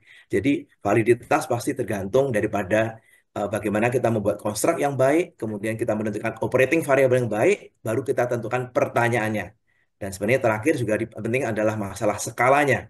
Bagaimana skala itu cukup sensitif untuk mengcapture perbedaan atau dua fenomena yang berbeda. Itu saya agak teknis karena pertanyaan agak sedikit teknis ya. Tapi itu beberapa cara bagaimana kita mencari satu kepercayaan diri bahwa survei ini layak untuk dipresentasikan dan kemudian berguna ya. Tentu dalam hal ini kita tidak mau terjebak di dalam satu survei yang sangat teoritis, yang sangat akademis ya. Harus memenuhi persyaratan akademis yang demikian ketat. Tapi kita juga memprioritaskan aspek-aspek praktis yang mudah dimengerti. Dan akhirnya dari data ini bisa diubah menjadi informasi. Dan informasi ini bisa diubah menjadi satu pengetahuan. Dan pengetahuan yang kita ulang-ulang terus, saya berharap menjadi satu wisdom yang Tuhan berikan kepada kita untuk mengambil keputusan. Strategi yang kurang baik, kita rubah, kita revisi supaya lebih baik. Capability yang mungkin barangkali tidak align dengan apa yang strategi yang kita tetapkan, kita luruskan arahnya supaya kita bisa membangun capital yang baik. Jadi saya yakin berbagai survei ini kita sudah melakukan satu testing, satu analisa pendahuluan yang dalam hal ini dilakukan oleh saudara Cemara yang tadi presentasi metodologinya sehingga kita punya keyakinan bahwa hasilnya baik. Kalau ditanya apakah 100%, kan? Tentu tidak. Makanya beberapa jawaban kita tes dan seringkali kita juga melakukan eliminasi, kan? Beberapa responden yang memberikan jawaban-jawaban yang kita anggap, kan, dia memang tidak sepenuhnya memberikan satu pattern atau pola yang baik dari berbagai pertanyaan yang sudah diberikan. Terima kasih. Baik, Pak Handi juga Pak Babak ini saya nggak berani menyimpulkan karena tadi seperti yang Pak Handi bilang istilah-istilah teknisnya nanti daripada salah tapi intinya biarnya sudah mempertimbangkan segala sesuatu metode dan lain-lainnya dengan uji coba dan lain-lain. Jadi nanti untuk masalah informasi teknisnya mungkin nanti bisa ditanyakan langsung kepada admin BRC.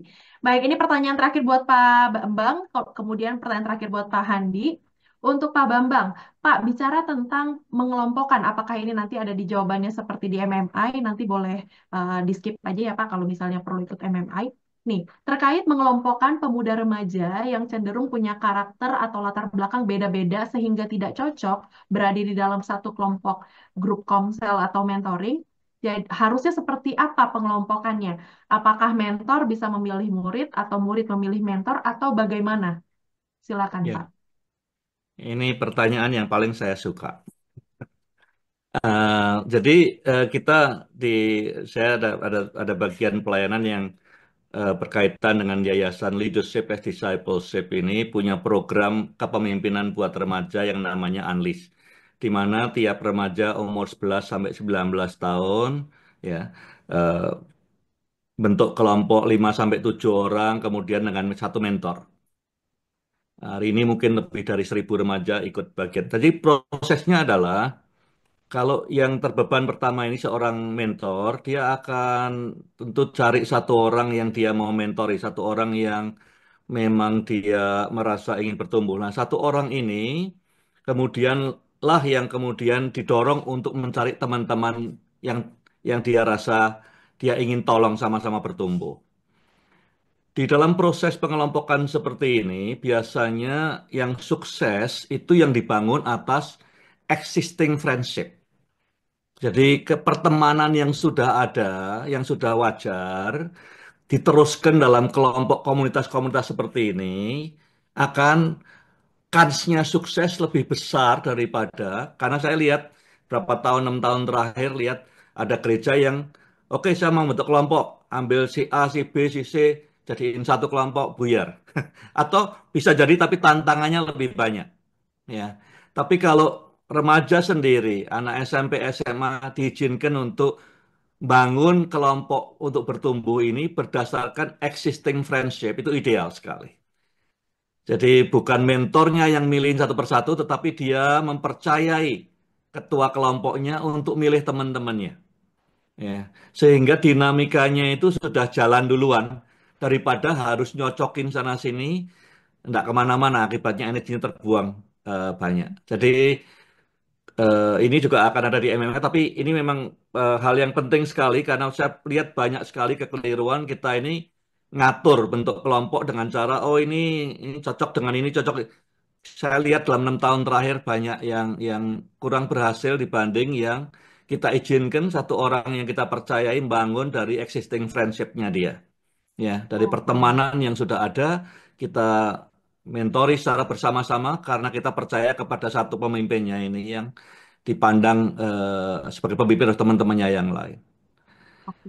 Idealnya begitu ya Pak, existing friendship ya. Jadi supaya Ya, dinamikanya existing benar-benar. friendship itu sudah terbukti secara apa di banyak testing sosial. Existing friendship di tempat kerja, di mana-mana, walaupun penting untuk berikan batasan-batasannya. Kadang-kadang yang menjadi jebakan di situ adalah tidak tidak jelasnya batasan-batasan. Tapi existing friendship itu aset yang luar biasa.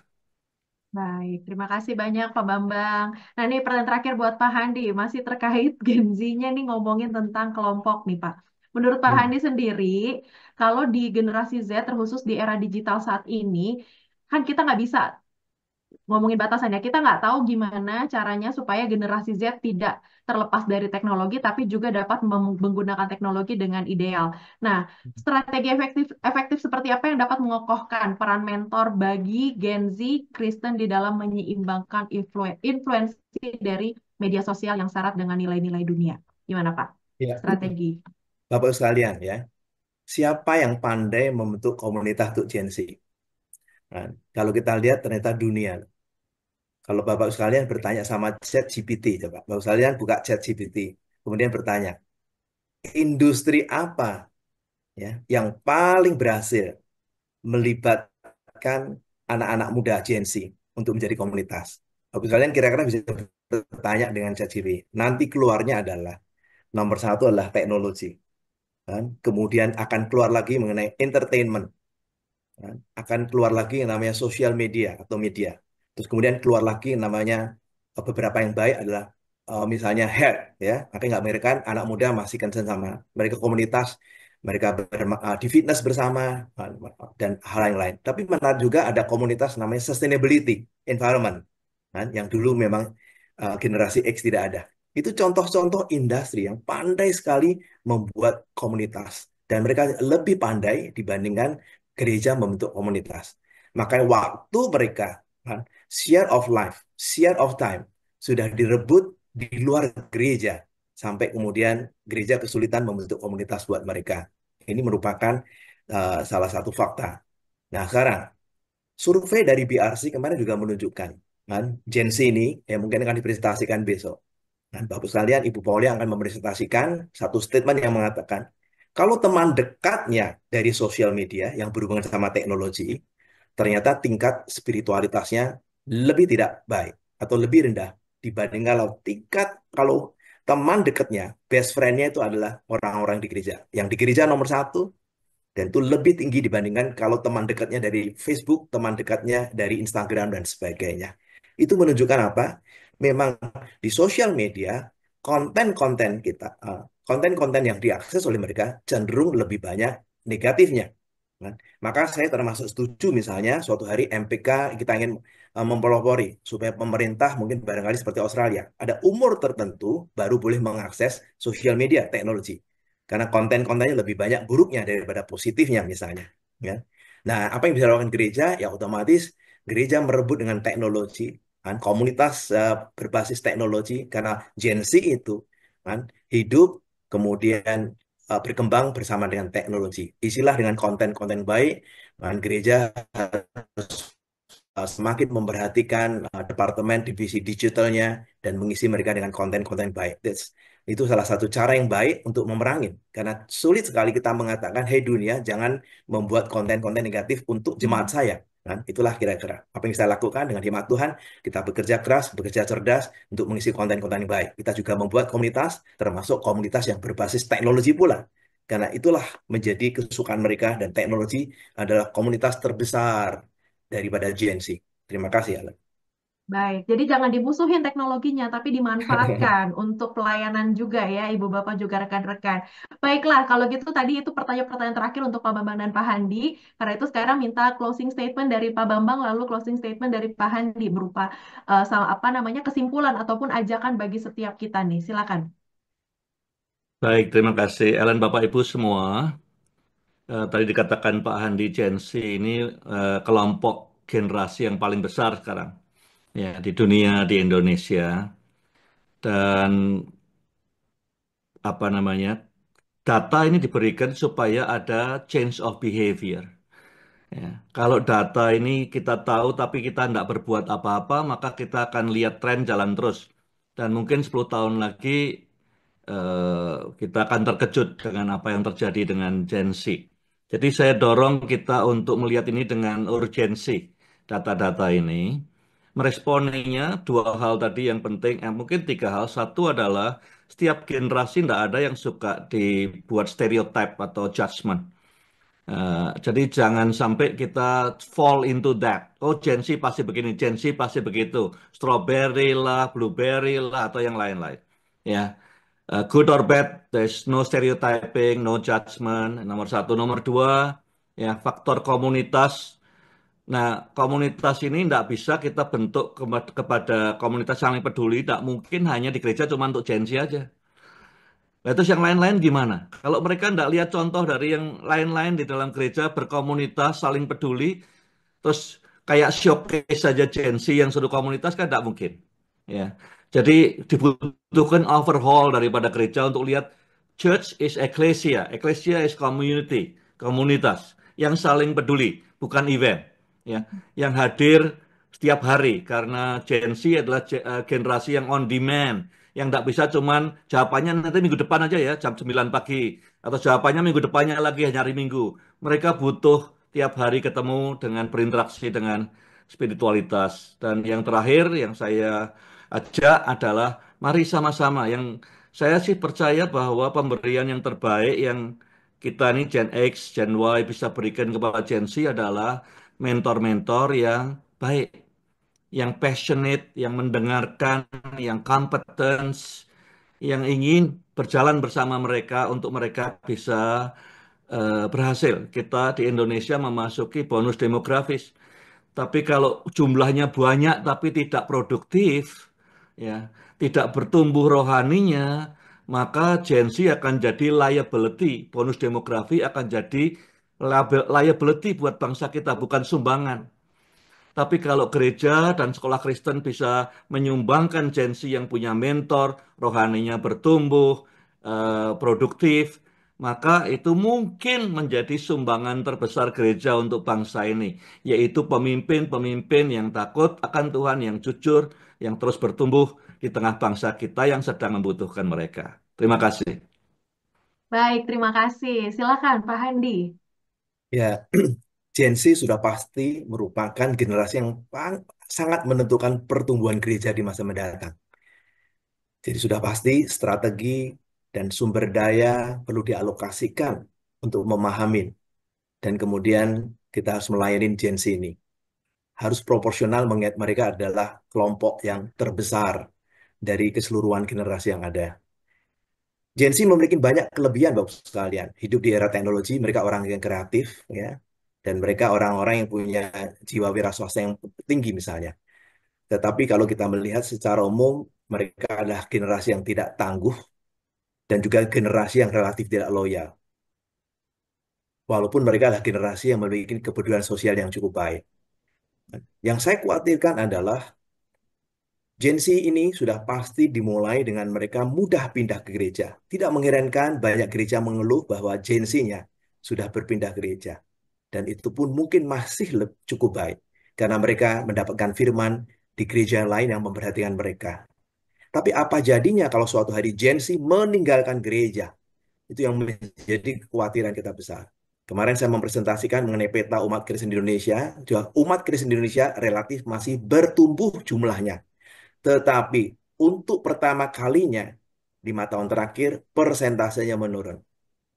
Apabila jumlah umat Kristennya persentase menurun ditambah mereka tidak loyal, kita sebenarnya harus menyadari bahwa gereja menghadapi satu tantangan yang semakin besar ke depan supaya menjadi gereja yang semakin bertumbuh.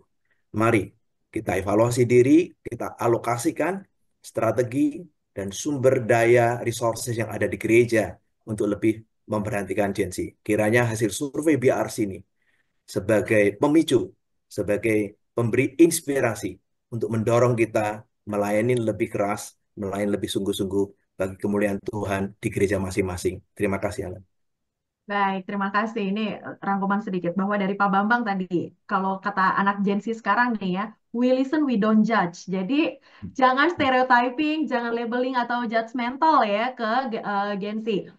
Senada dengan itu juga Pak Handi mengingatkan, jadi jangan terlalu fokus dengan negatifnya, tapi memanfaatkan hal-hal yang positif tadi untuk membangun sense of belongingnya generasi Z nih ya, supaya mereka bisa terlibat. Kemudian juga ngomongin tentang membangun komunitas saling peduli, bukan cuma untuk generasi Z aja, tapi belajar dari generasi-generasi sebelumnya juga sudah dibangun komunitas saling peduli. Termasuk juga membangun mentor yang mau berjalan bersama, tapi juga punya kompetensi yang baik.